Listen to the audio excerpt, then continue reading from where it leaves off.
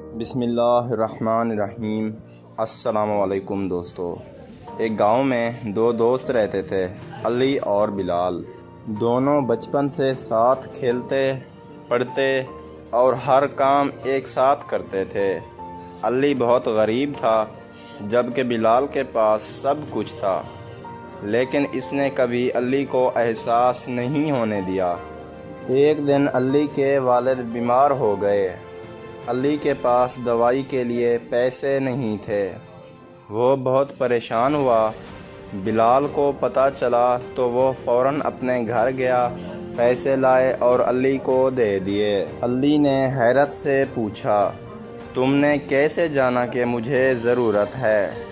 بلال مسکرا کر بولا، دوست کے دل کی آواز سننے کے لیے الفاظ کی ضرورت نہیں ہوتی۔ علی کی آنکھوں میں آنسو آ گئے۔ اس دن سے ان کی دوستی اور بھی مضبوط ہو گئی۔ مزید ایسی کہانیوں کے لیے میرے چینل کو لازمی لائک اور سبسکرائب کریں اور ساتھ میں دیے گئے گھنٹی کے نشان کو دبانا نہ بھولیں، اور کامنٹ میں بتائیں یہ کہانی آپ کو کیسی لگی۔ شکریہ دوستو۔